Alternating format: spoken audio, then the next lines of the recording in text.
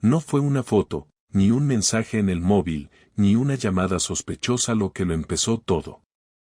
Fue una reserva en un restaurante. Una maldita reserva. Era sábado, y como cada último fin de mes, Irene y yo íbamos a cenar fuera. Una tradición que arrastrábamos desde los tiempos en los que ni siquiera sabíamos cómo íbamos a pagar el alquiler. Pero esta vez fue diferente. Ella dijo que no podía venir porque su compañera Laura había tenido una crisis con el novio y que iban a salir juntas para distraerse. Nada raro. Le di un beso en la mejilla y me fui al restaurante igual.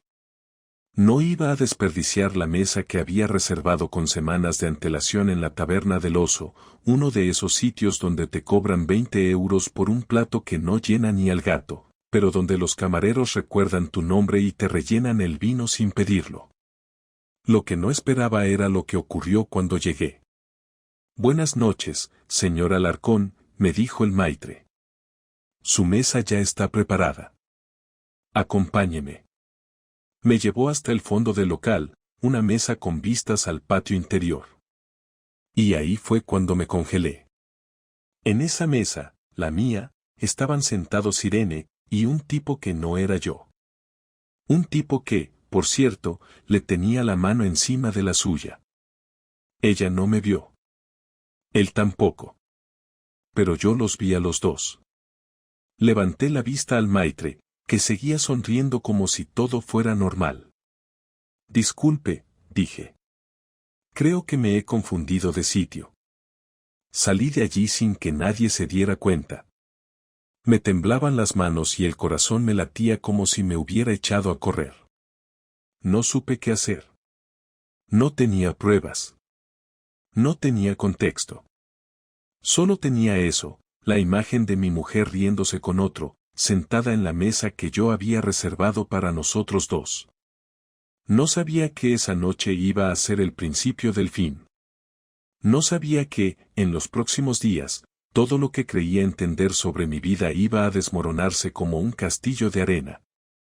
Al salir del restaurante, caminé durante casi una hora sin rumbo, sin mirar el móvil, sin pensar demasiado, solo avanzando por las calles de Valencia como un autómata. Ni siquiera recuerdo por dónde fui. Estaba en shock, pero no el tipo de shock que te hace llorar o gritar, era más como una parálisis interna, como si no supiera todavía en qué dirección debía reaccionar. Cuando por fin llegué al coche, me senté al volante sin encenderlo. Me quedé ahí, mirando fijamente el parabrisas, preguntándome si de verdad había visto lo que creía haber visto. Porque Irene no me había mentido con un cambio de planes, me había mentido con todo. Me dijo que estaría con Laura y estaba con un tipo que le agarraba la mano como si fuera lo más normal del mundo.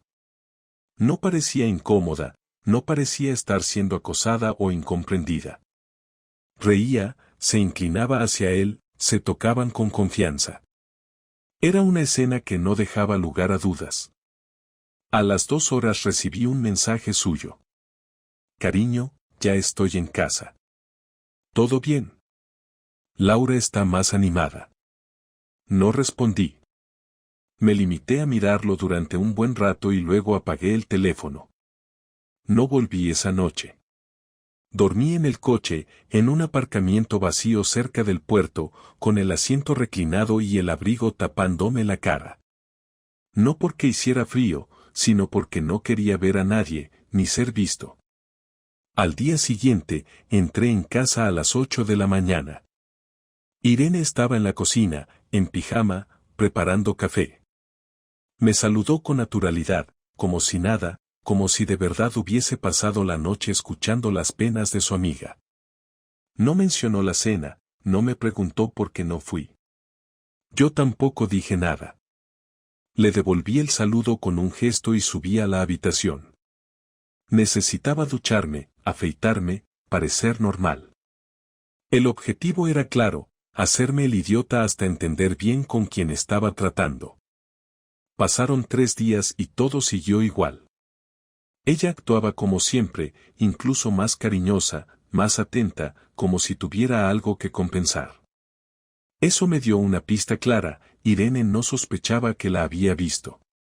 Lo que fuera que estaba haciendo, lo hacía con seguridad, porque no pensaba que yo tuviera motivos para desconfiar.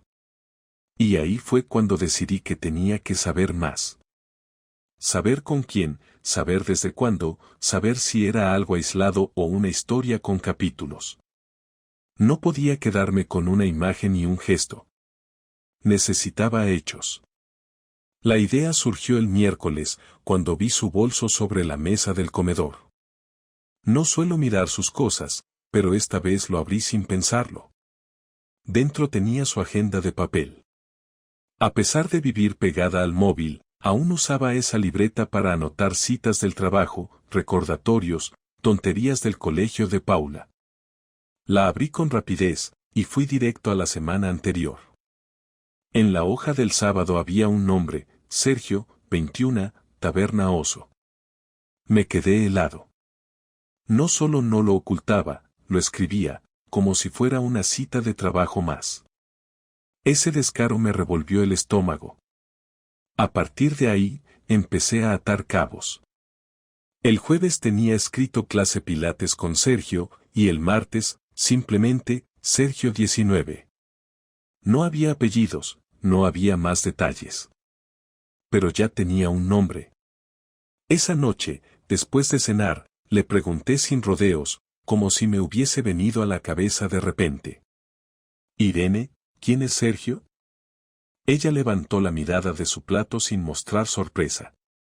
¿Sergio? Ah, uno del gimnasio. Da clases de tonificación. ¿Por qué? Nada. Me sonaba el nombre, no sé de dónde. Me miró 2 segundos más, luego sonrió y siguió cenando. Ni se inmutó. Y eso confirmó que lo tenía todo calculado. O eso pensaba. Durante los siguientes días, observé cada uno de sus movimientos.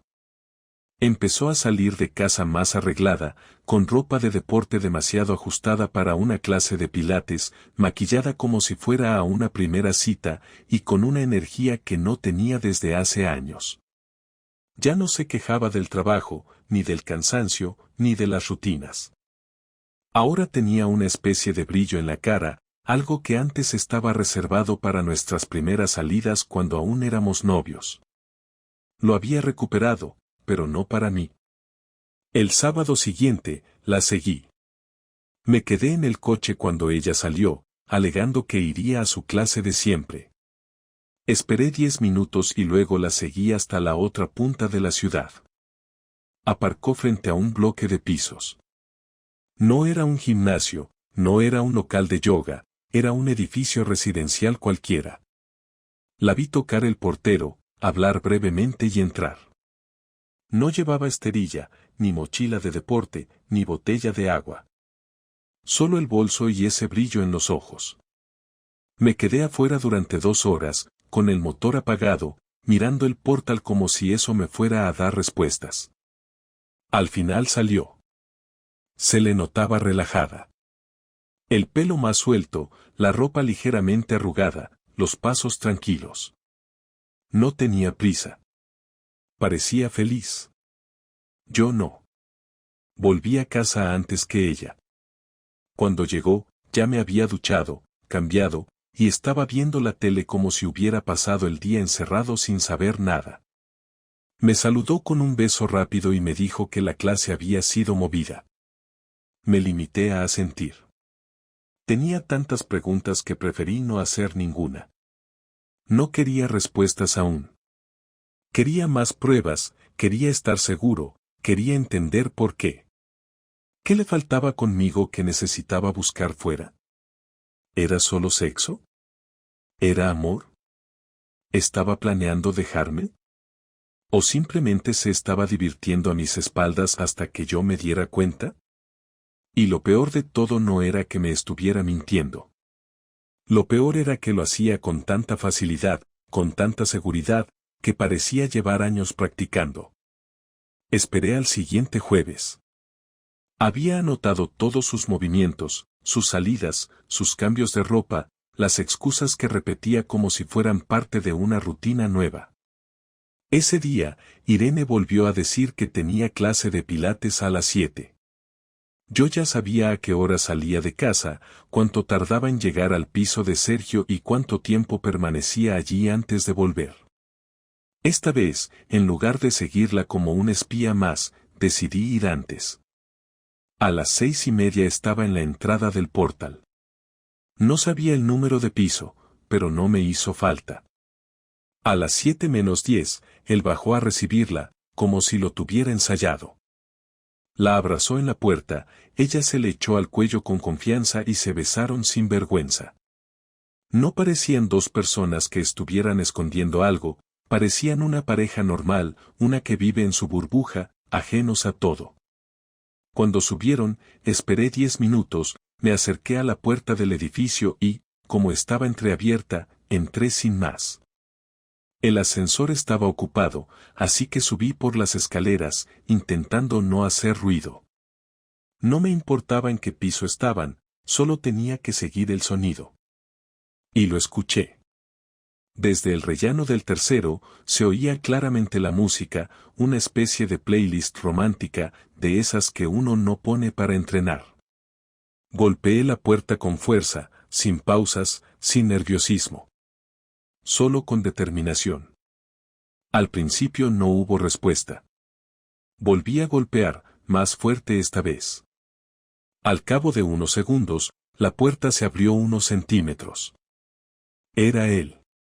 No me conocía, pero me miró como si intuyera quién era. Irene apareció detrás de él, envuelta en una bata gris. Cuando me vio, palideció. Intentó decir algo, pero no la dejé. Baja. Ahora. Ella ni siquiera discutió. Salió del piso sin mirar atrás, sin despedirse de él. Bajamos las escaleras sin decir una palabra. Cuando llegamos al coche, abrió la puerta, se sentó en el asiento del copiloto y me miró con una mezcla de miedo y resignación. Yo me senté al volante, cerré la puerta con calma y luego hablé. ¿Quién es? Sergio. No me tomes por imbécil. ¿Desde cuándo? Desde hace 2 meses. ¿Cuántas veces has estado con él? No lo sé. Bastantes. Me quedé callado unos segundos. Encendí el coche, pero no arranqué.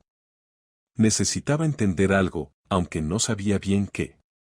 ¿Por qué? Irene miró hacia el parabrisas, sin atreverse a sostenerme la mirada. No lo sé. Me sentía vacía. Como si todo se hubiera vuelto rutina. Trabajo, casa, Paula, tú.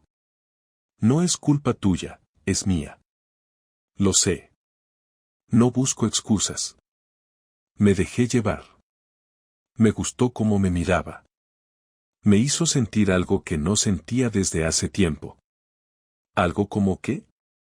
Como si fuera importante. Como si aún tuviera algo especial. Me hacía reír. Me escuchaba. Me miraba diferente. ¿Y yo? ¿Qué soy entonces? Tú eres parte de mi vida. Pero no sé si es amor lo que siento ahora. O si solo estoy acostumbrada a ti. Me reí. No porque tuviera gracia, sino porque no sabía cómo reaccionar.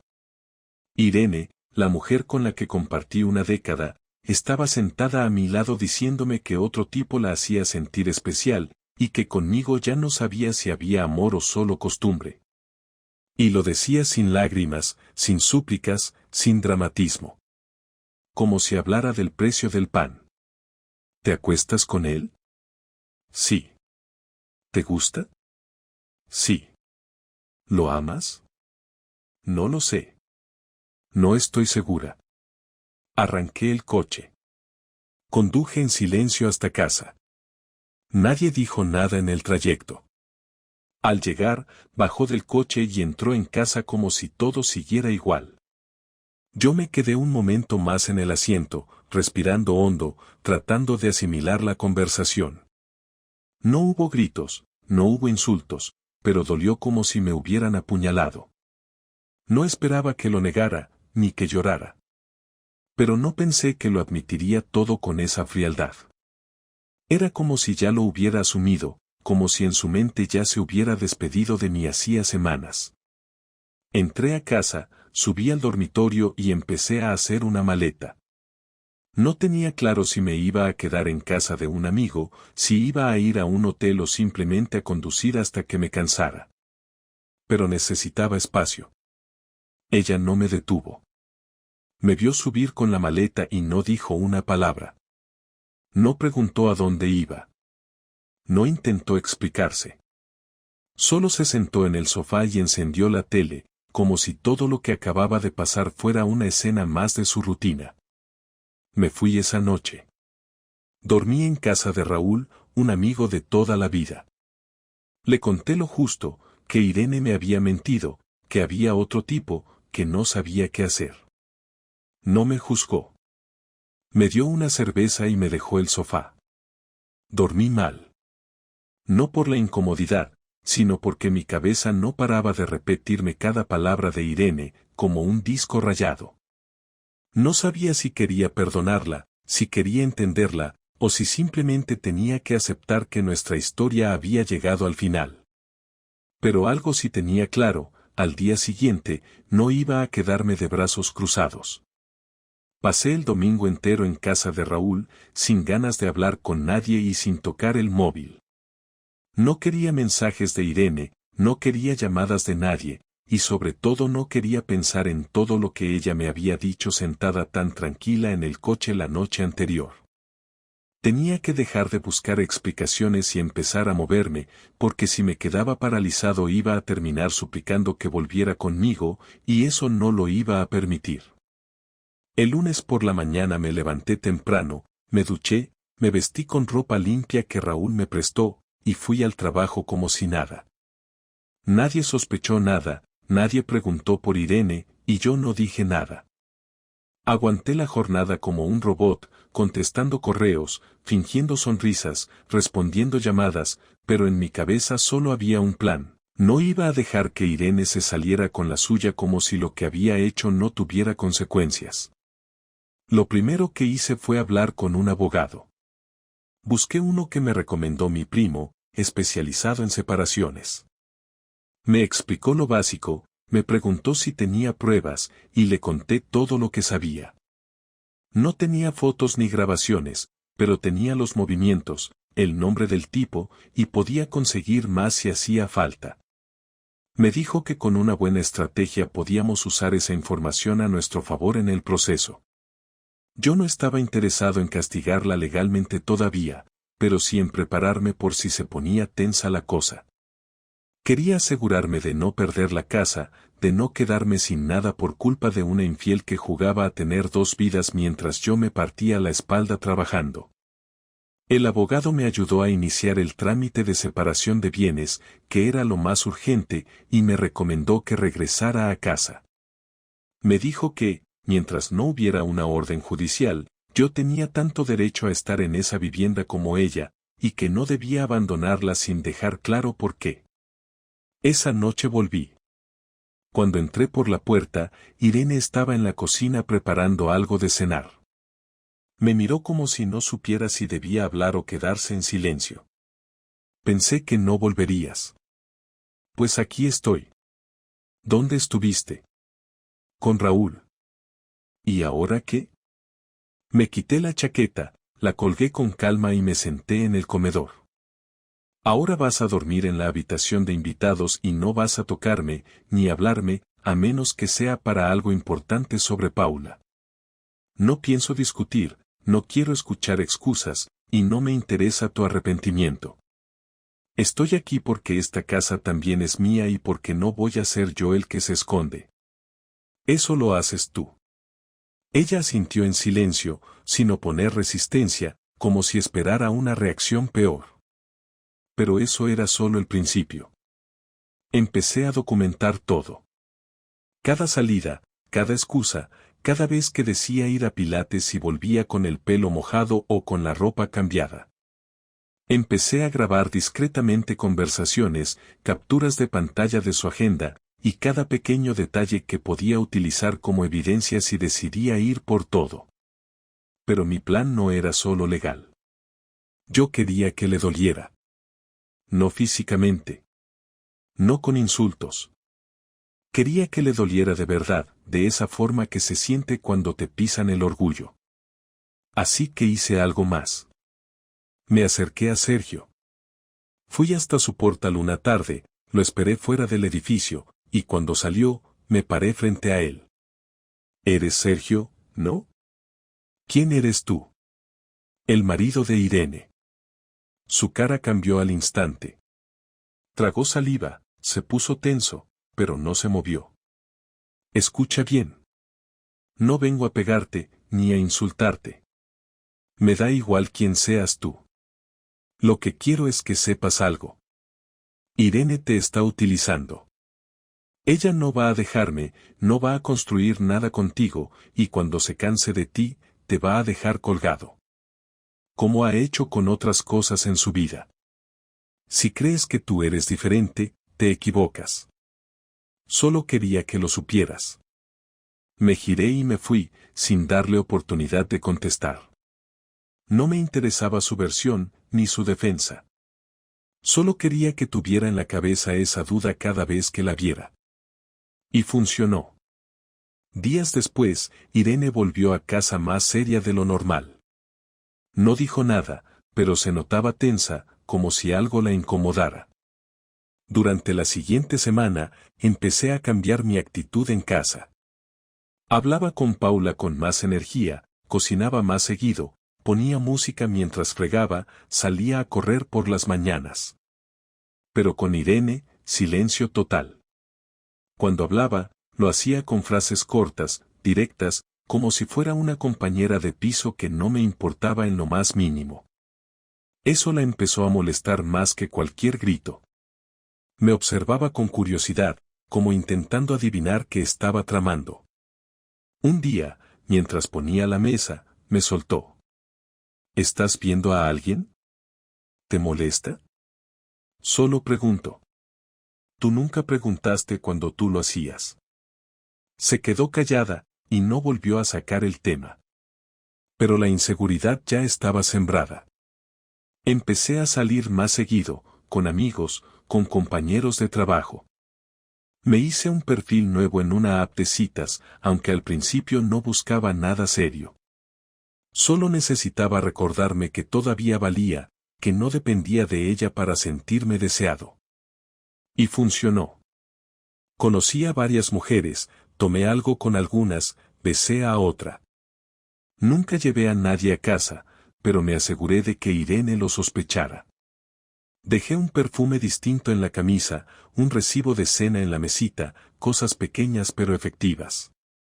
Ella empezó a perder el control. Ya no salía tanto. Ya no hablaba de sus clases.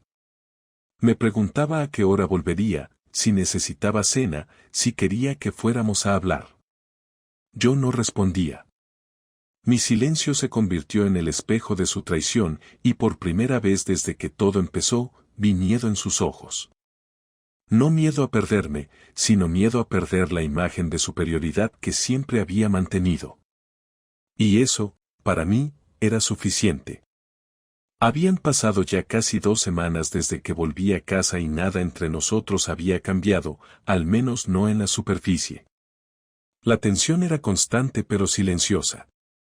Irene no volvió a salir por las noches ni a mencionar al tipo, y aunque no me lo dijo nunca, yo sabía que su aventura había terminado. Lo noté en su forma de moverse, en la manera en que evitaba mirarme a los ojos, en los intentos torpes por recuperar una normalidad que ya no existía. Pero lo más claro fue una tarde, después de cenar, cuando Paula ya estaba en su cuarto y la casa se había quedado en ese silencio que parece exigir explicaciones.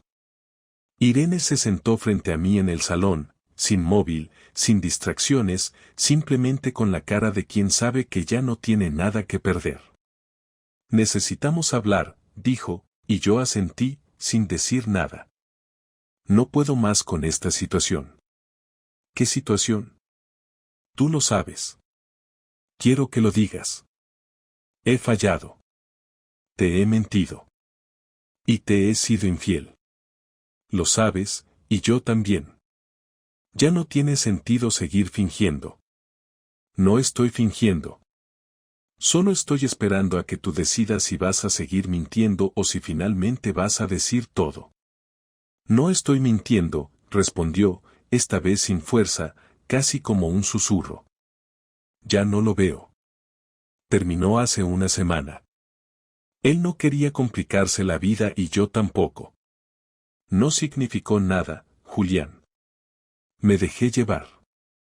Me equivoqué. Eso no es cierto. Claro que significó algo. Lo escribías en tu agenda. Le dabas tiempo, le dabas espacio, te arreglabas para él. No es un error cuando se repite. No es un desliz si lo haces durante semanas. Eso es una elección. Ella se quedó callada, con la mirada fija en sus propias manos. Yo seguí hablando, no porque quisiera herirla, sino porque por primera vez sentí que era yo quien llevaba el control. Y ahora dime. ¿Qué esperas de mí? No lo sé, dijo, levantando por fin la mirada. No sé si quiero que esto se arregle. No sé si hay algo que arreglar. Pero me siento vacía, Julián. No estoy bien. Y no lo estoy desde hace tiempo. ¿Y lo ibas a solucionar acostándote con otro? No lo hice por venganza. No fue por ti. Fue por mí. Me sentía invisible. En casa, en el trabajo, en mi vida. Y de repente apareció alguien que me hizo sentir viva. Que me escuchaba. Que me deseaba. Y lo confundí con algo más. Yo también me sentí invisible, Irene. Pero no busqué a otra persona. No me fui a meterme en la cama con alguien que me hiciera sentir importante. Aguanté. Me callé.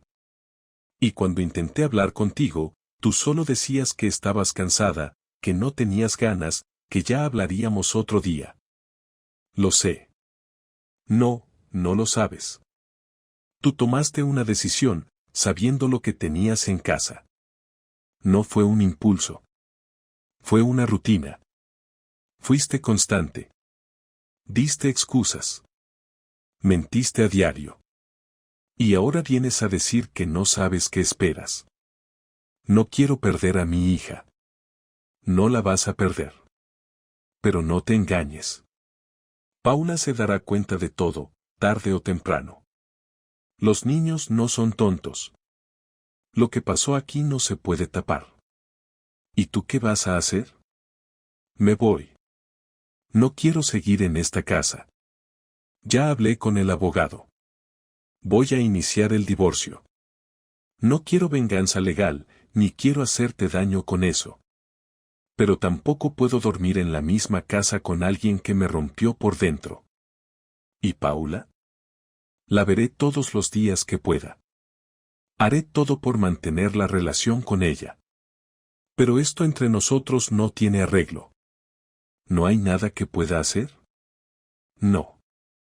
El silencio que vino después fue largo. No incómodo, no tenso, solo definitivo. Ella no lloró.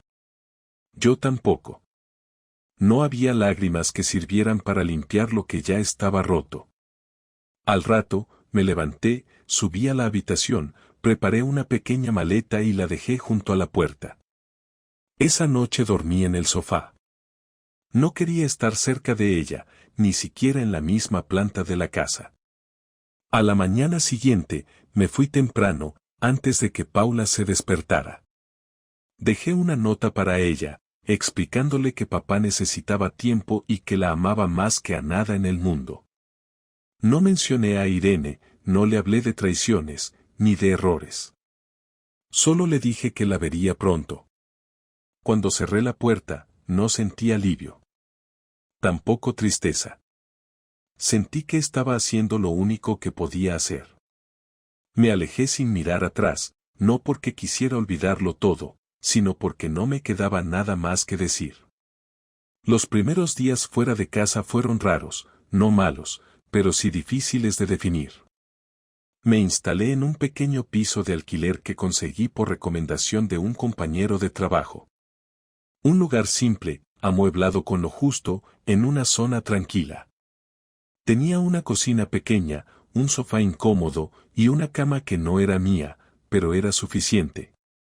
Lo que más costaba era despertarse y no escuchar los pasos de Paula por el pasillo o el sonido de Irene preparando café en la cocina. Aunque ya no quería estar con ella, mi cabeza aún asociaba esas cosas con lo que había sido mi vida durante años. El cambio no era solo físico, era total, y aunque estaba convencido de que había hecho lo correcto, eso no hacía que doliera menos. Durante las primeras semanas me centré en organizarlo todo. Visitas al abogado, trámites bancarios, división de cuentas, redacción del convenio de divorcio. Irene aceptó todo sin discutir. Supongo que entendía que no tenía defensa, y tampoco parecía tener interés en pelear por lo que habíamos construido. Quedamos en turnos claros para Paula. 3 días conmigo, 4 con ella, alternando fines de semana. La niña lo tomó mejor de lo que esperaba. Le costó al principio, preguntaba mucho, pero nunca entró en detalles incómodos. Solo quería saber si yo estaba bien, si su madre estaba bien, si seguiríamos viéndonos como siempre. Le prometí que sí, y desde entonces hicimos de todo para cumplirlo. Ver a Paula era lo único que me mantenía cuerdo. Cada vez que venía a mi nuevo piso traía una energía que borraba por unas horas todo lo malo. Le cocinaba lo que más le gustaba, jugábamos juegos de mesa, veíamos películas, y a veces solo hablábamos de sus cosas. No le faltaba nada, ni en lo material ni en lo emocional, y eso me daba paz.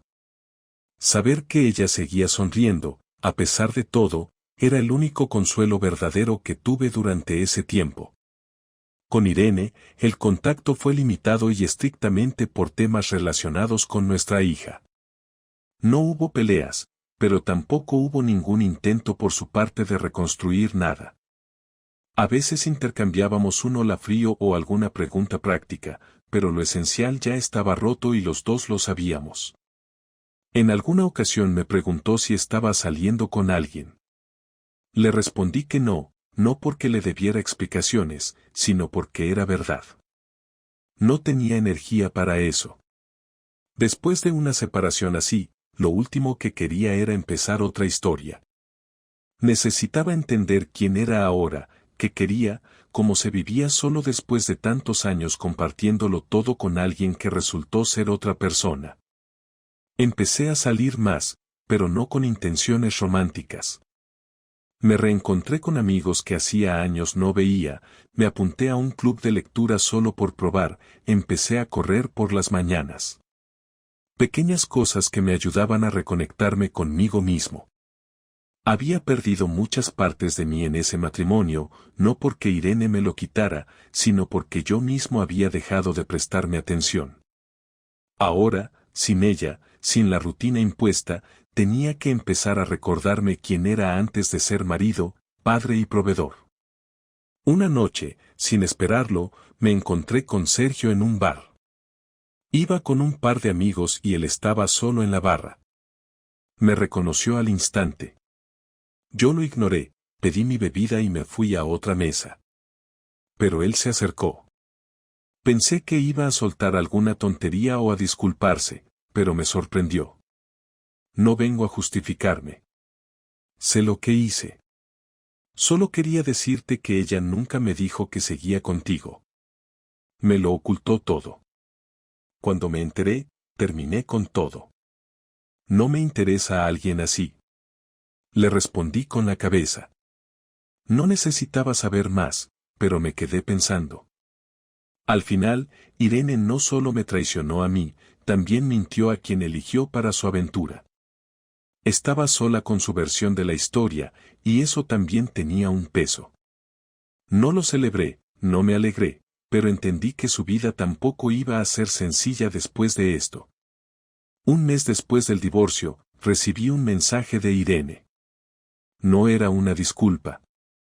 Solo decía, espero que algún día podamos hablar con menos rencor. No contesté. No porque estuviera enojado, sino porque ya no veía sentido en mantener ningún lazo. La única conexión real era Paula, y ella estaba bien.